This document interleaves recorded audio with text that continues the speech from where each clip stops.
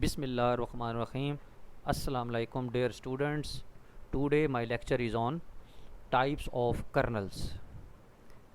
जैसा कि previous video में हमने इंटेग्रल इक्वेशन डिफ़ाइन की थी और इंटेग्रल इक्वेशन की टाइप्स डिफ़ाइन की थी, और उसी में इंटेग्रल इक्वेशंस के अंदर हमारे पास जो के एक्स टी होता है वो उस इंटेग्रल इक्वेशन का कर्नल कहलाता है, चाहे वो होमोजीनियस हो, चाहे वो नॉन होमोजीनियस हो, चाहे वो फर्स्ट काइंड हो, या चाहे फ्रेडहोम हो या वोल्टेरा हो। जो भी इंटेग्रल इक्वेशन है उसमें जो के एक्स टी होता है वो उसका कर्नल कहलाता है।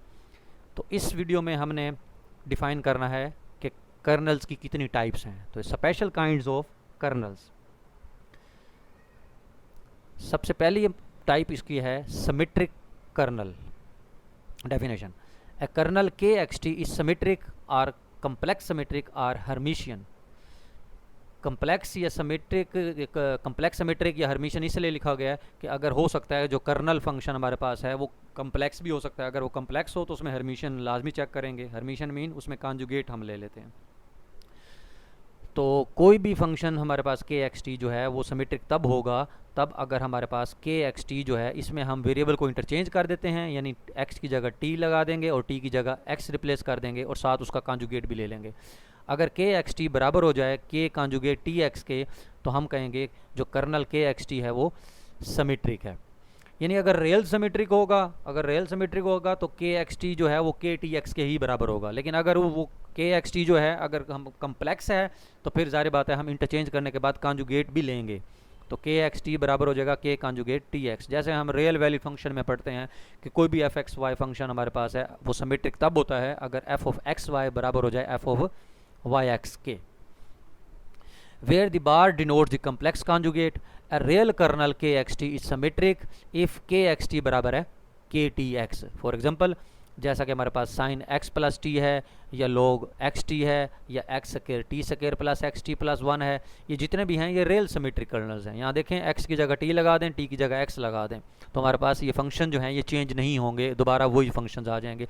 इस तरह से हम इनको सिमेट्रिक कर्नल्स कहते हैं।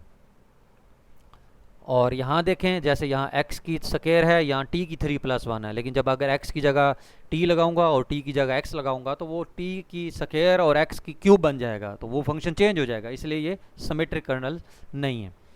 इसी तरीके से हमारे पास एओर्टा इंटू एक्स माइनस 1 ये सिमेट्रिक कर्नल है। क्यों?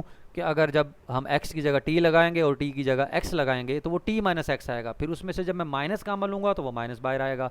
क्योंकि ये कम्प्लेक्स है, इसमें एओर्टा भी है, तो साथ फिर जब हम कॉन्जुगेट भी लेंगे तो एओर्टा की जगह माइनस एओर्टा आ जाएगा, तो वो माइनस माइनस प्लस हो जाएगा। इसलिए हमारे पास ये aorta into X minus T जो है वो सिमेट्रिक कर्नल है, यानी हर्मिशियन सिमेट्रिक कर्नल भी कह सकते हैं इसको। तो K X T is equal to एओर्टा इंटू एक्स माइनस टी, तो देन के टी एक्स पहले फाइंड किया, फिर उसका देखें कॉन्जुगेट लिया तो दोबारा वही चीज़ आ गई, इसलिए हम इसको कह सकते हैं ये सिमेट्रिक कर्नल है। सिमिलरली हम aorta into x plus T जो है इज़ नॉट सिमेट्रिक कर्नल, क्योंकि यहाँ प्लस आ गया है। जब टी की जगह एक्स लगाएंगे और एक्स की जगह टी लगाएंगे, एक्स प्लस टी तो सेम रहेगा, लेकिन एओर्टा का जब कॉन्जुगेट आएगा तो वो माइनस में है, फर्क माइनस हो जाएगा, इसलिए हमारे पास ये सिमेट्रिक कर्नल नहीं है। दूसरी टाइप हमारे पास कर्नल की है सेपरेबल और डीजनरेट कर्नल्स। सेपरेबल मीन, जैसा कि हम प्रीवियस क्लासेस में हम पढ़ चुके हैं कि एक डिफरेंशियल इक्वेशन सेपरेबल होती है। सेपरेबल में ये होता है कि उसमें वेरिएबल जो हैं वो सेपरेट हो सकते हैं, जैसे एक्स वाई है, एक्स फैक्टर अलग है, वाई फैक्टर अलग है, ये प्रोडक्ट की शक्ल में लिखा हुआ है, यानी उसमें ये सेपरेट्स हो जाते हैं। तो इसमें colonel K X T is called separable if it can be expressed as the sum of a finite number of terms, each of which is the product of function x only and function of t only। यानी ज़रूरी नहीं यहाँ x हो या s भी हो सकता है, यानी हमारे पास कोई भी कर्नल जो है वो सेपरेबल या डीजनरेट कर्नल्स तब कहलाएगा अगर हमारे पास उसके अंदर अगर एक टर्म है तो एक टर्म में दो फैक्टर्स होंगे, एक फैक्टर एक वेरिएबल को होगा, दूसरा फैक्टर दूसरे वेरिएबल को होगा। और अगर एक से ज़्यादा टर्म्स हैं, मतलब प्लस हो रही हैं, फिर इसी तरीके से उन्होंने लिखा सम ऑफ, अगर दो टर्म्स हैं तो उस दोनों टर्म्स के अंदर हमारे पास एक टर्म जो होगी पहली वो भी इसी तरह प्रोडक्ट की फॉर्म में होगी और जो दूसरी टर्म होगी वो भी इसी प्रोडक्ट की फॉर्म में होगी। तो इस that is K X T which is equal to summation I varies from 1 to n GIX HIT, यानी x का फंक्शन अलग होगा, y का फंक्शन t का फंक्शन अलग होगा, यानी x t हो सकता है, x प्लस टी नहीं हो सकता।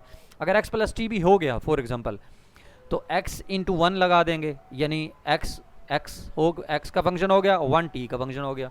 अगर t हो गया अकेला तो उसके साथ 1 लगा देंगे, यानी 1 x का फंक्शन हो गया, t का फंक्शन हो गया। तो x प्लस टी भी सेपरेबल है और x t भी सेपरेबल है। तो कोई भी कर्नल जो है वो सेपरेबल तब होगा अगर वो एक्सप्रेस हो सकता है sum of finite number of terms each of which is product of functions x and only function of t only. ये उसका फार्मूला है, इस तरीके से हम इसको करेंगे। The function gx can be regarded as linearly independent, otherwise the number of terms in relation 1 can be further reduced. Recall that the set of the function gix is said to be linearly independent if c1, g1x, c2, g2x, c and gnx is equal to 0, where जितने भी constant हमारे पास arbitrary हैं ये सारे constant zero हो जाएंगे। अगर ये कांस्टेंट सारे ज़ीरो हो गए तो हमारे पास ये फंक्शन जो है वो लीनियरली इंडिपेंडेंट है। ये आप डेफिनेशन आ रहा है, पहले भी आप पढ़ चुके हैं। नेक्स्ट हमारे पास है integral equation of the convolution type definition. Convolution type definition, अब जैसे आपके पास कन्वोल्यूशन टाइप कर्नल होता है तो ये भी उसी तरीके से हमने कर्नल को डिफाइन किया है। कन्वोल्यूशन टाइप कर्नल इसको कहते हैं। इंटेग्रल इक्वेशन कहते हैं integral equation in which kernel is dependent solely on the difference, यानी कर्नल के एक्स टी जो है वो इस तरीके से डिफाइन होगा, के ऑफ एक्स टी बराबर है के ऑफ एक्स माइनस टी। यानी इंटेग्रल इक्वेशन के अंदर जो कर्नल होगा उसके अंदर एक्स माइनस टी इन्वॉल्व होगा। एक्स माइनस टी ले लें तो एक्स माइनस टी इन्वॉल्व होगा, यानी इस तरह की टर्म उसके अंदर लाजमी शामिल होगी। तो उस तरह के हमारे पास इंटेग्रल इक्वेशन को कन्वोल्यूशन टाइप कहते हैं। जैसा कि नीचे एग्जांपल है y(x) is equal to fx plus lambda a to x kxt yt, या नीचे यानी वोल्टेरा इस तरह है। इसी तरह फ्रीडहोम भी हो सकती है y(x) is equal to fx plus lambda a to b kxt yt dt, यानी kxt यानी कर्नल जो है वो उसके अंदर वेरिएबल x माइनस टी शामिल होगा। अगर इस तरह का कर्नल शामिल हो गया हमारे पास तो हम उस तरह की इंटेग्रल इक्वेशन को कन्वोल्यूशन टाइप इंटेग्रल इक्वेशन कहेंगे। और इसके अंदर हमारे पास kxt जो है ये डिफरेंस कर्नल कहलाता है। kxt क्या कहलाएगा? Difference kernel. और इंटेग्रल इक्वेशन क्या कहलाएगी? Convolution type integral equation. Convolution क्या होता है ये हम MM1 में भी पढ़ चुके हैं कि जब भी दो फंक्शन हमारे पास होते हैं उनका कन्वोल्यूशन कैसे फाइंड किया जाता है। लेप्लास ट्रांसफॉर्मेशन के अंदर भी हमने पढ़ा, हमने फोरियर ट्रांसफॉर्मेशन के अंदर भी पढ़ा कि दो फंक्शंस का कन्वोल्यूशन कैसे लिया जाता है। तो उसका मजीद ये फार्मूला यहाँ डिफाइन उन्होंने किया हुआ है कि y(x) और y2x जो है y1x and y2x be two continuous function defined for x greater than equal to 0, then the convolution or faltung of y1 and y2, यानी कन्वोल्यूशन भी कहते हैं या फाल्टिंग भी कहते हैं, is denoted by and defined by y1 star y2 which is equal to 0 to x y1 x minus T y2 t। और ज़रूरी नहीं है कि आप x माइनस टी y1 पर अप्लाई करें, आप y1 t और y2 x माइनस टी भी लिख सकते हैं dt। यानी इस तरह के हमारे पास जो इंटेग्रल इक्वेशन होती है, देखें कन्वोल्यूशन के अंदर भी हमारे पास y1 x माइनस टी, यानी यहाँ आपका कर्नल ये है, और इस तरह भी लिख सकते हैं यहाँ आपका कर्नल ये है। तो ये भी इंटेग्रल इक्वेशंस हैं लेकिन ये कन्वोल्यूशन टाइप है, इसलिए हमारे पास y1 स्टार y2 जो है यानी इस तरीके से डिफाइन है। यानी दो फंक्शन का जब कन्वोल्यूशन लेना है तो वो इस तरीके से लिया जाता है।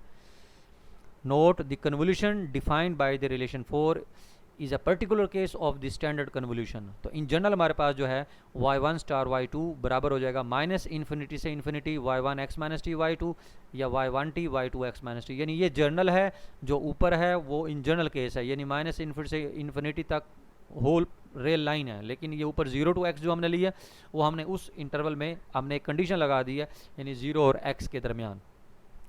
तो y1 और y2 अगर हम 0 पुट कर दें t लेस दैन 0, क्योंकि t अगर 0 से छोटा होता है तो हमारे पास y1 y2 0 होते हैं, and t greater than x integral in 4 can be obtain from those in 5। यानी हमारे पास ये आपने डेफिनेशन पढ़ लेनी है कन्वोल्यूशन की, मतलब यहाँ उन्होंने जस्ट रिवीजन के लिए लिखी हुई है। नेक्स्ट हमारे पास टाइप है आइट्रेटेड कर्नल्स।